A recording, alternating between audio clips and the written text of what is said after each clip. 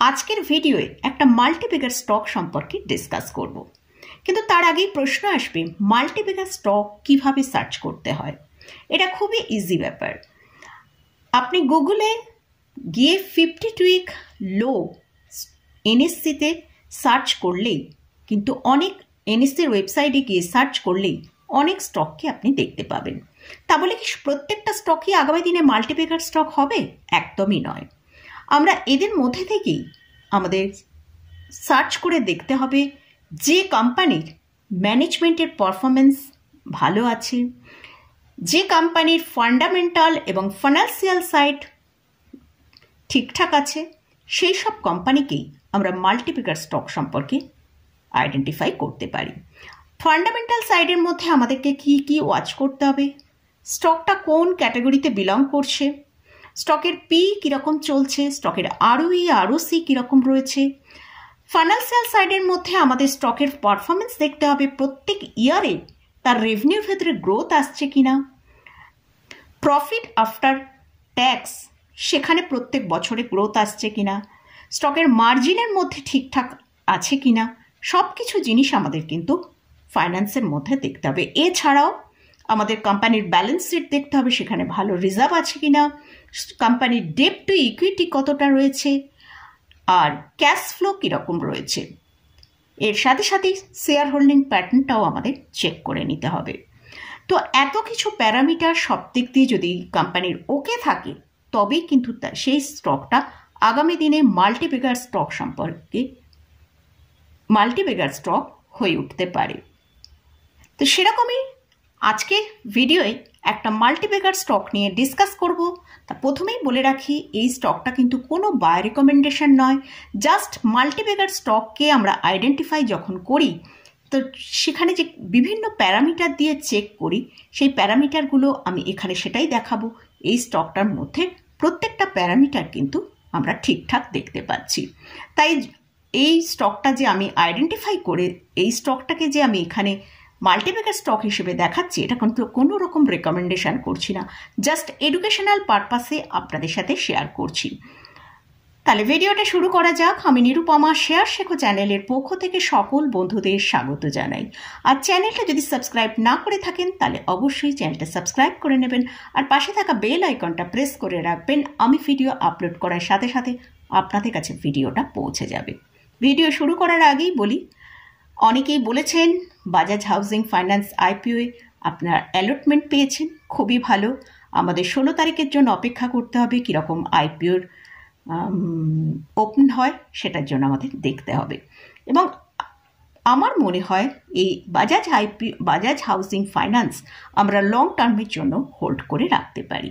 এটা একটা strong company. আর অনেকেই ওএনজিসির টার্গেট সম্পর্কে জানতে চেয়েছেন। দেখুন, ওএনজিসি কিন্তু এখন একটা কারেকশন মোডে চলছে। এর যেটা স্ট্রং সাপোর্ট রয়েছে 271 টাকার কাছে একটা স্ট্রং সাপোর্ট রয়েছে। যদি এটাকে মেনটেন করতে পারে, এখন কারেন্ট প্রাইস চলছে 291 টাকা, তো ইমিডিয়েট যে টার্গেটটার কাছে পৌঁছাতে পারে সেটা 300 থেকে 302 টাকার কাছে পৌঁছাতে পারে। যদি এখানে সাস্টেন করতে পারে তাহলে 310 টাকা পর্যন্ত যেতে পারে। আর আমাদের সাপোর্টটা অবশ্যই ওয়াচ করতে হবে। তো এবারে আসছি যে স্টকটা নিয়ে আলোচনা করছি। আজকে আমি ভিডিও হ্যাপিয়েস্ট মাইন্ড টেকনোলজি লিমিটেডের সম্পর্কে আলোচনা করব। এই স্টকটা আইটি বেসড একটা কোম্পানি। এরা digital engineering, infrastructure management and security and generative AI business service provide করে।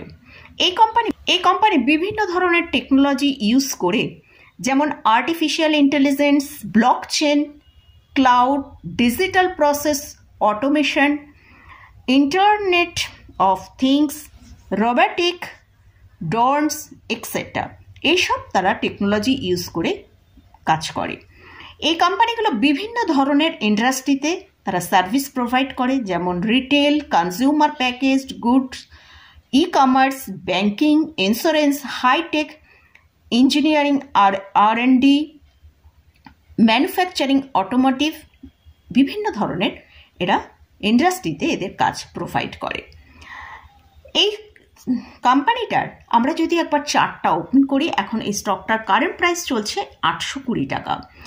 এই স্টকের যদি লং টার্ম চার্টটা ওপেন করি, সেখানে আমরা দেখতে পাচ্ছি স্টকটা 319 টাকায় আইপিও ওপেন হয়েছিল এবং সেখান থেকে স্টকটার একটা আমরা স্পাইক দেখেছিলাম যে 1500 টাকা পর্যন্ত হাই করেছিল। তো সেখান থেকে এই স্টকটার লাস্ট 3 বছরে একটা ভালো কনসোলিডেশন ফেজের মধ্যে এখন স্টকটা চলছে। আমরা যদি হাই থেকে দেখি, স্টকটা এখন প্রায় 50% নিচে ট্রেড করছে।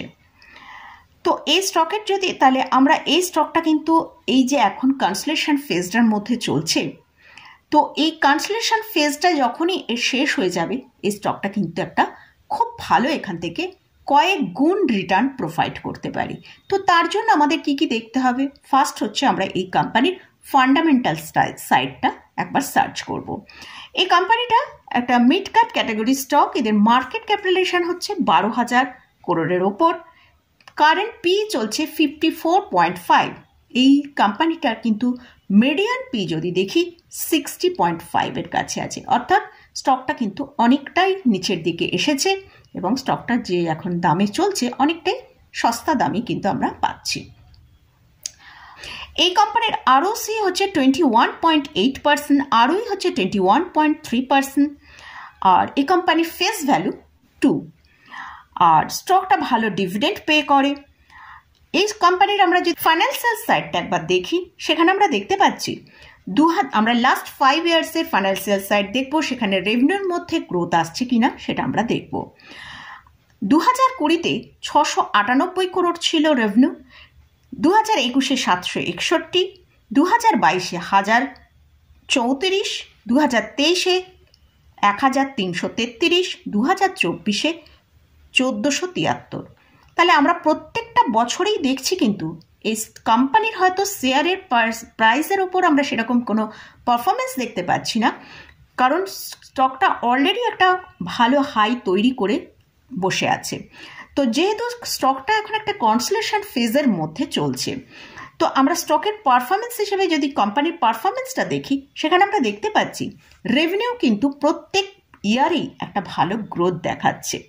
2020 থেকে এখন 2024-এ প্রায় ডবলেরও বেশি কিন্তু এখন সেলস হয়ে গেছে। তো আমরা প্রফিট আফটার ট্যাক্সটা একবার দেখব, সেখানে আমরা দেখছি 2020-তে 73 করোড় ছিল, 2021-এ 162 করোড়, 2022-এ 186 করোড়, 2023-এ 216 করোড়, 2024-এ দেখছি 246 করোড়। তো সেখানেও প্রফিটেও আমরা দেখতে পাচ্ছি একটা খুব ভালো গ্রোথ এসেছে। তো এই কোম্পানির যদি রিজার্ভ আমরা দেখি, সেখানে দেখতে পাচ্ছি প্রত্যেক বছরই কিন্তু এদের খুব ভালো গ্রো হচ্ছে। 2024-এর যে রিজার্ভ দেখাচ্ছে সেটা প্রায় 1444 করোড়। ক্যাশ ফ্লো হচ্ছে 2024-এ 41 করোড়ের কাছে ট্রেড করছে। এই কোম্পানির ডেপ্ট অফ ইকুইটি সেটা হচ্ছে 0.3, অর্থাৎ 1-এর নিচে কিন্তু এদের ডেপ্ট রয়েছে। এছাড়াও আমরা কোম্পানির শেয়ার হোল্ডিং প্যাটার্নটা একবার চেক করবো, সেখানে আমরা দেখতে পাচ্ছি প্রমোটারের হোল্ডিং আছে 44.23%, এফআইসদের হোল্ডিং আছে 5.31%, ডিআইসদের হোল্ডিং আছে 2.85%, আর পাবলিকের কাছে হোল্ডিং আছে 45.82%।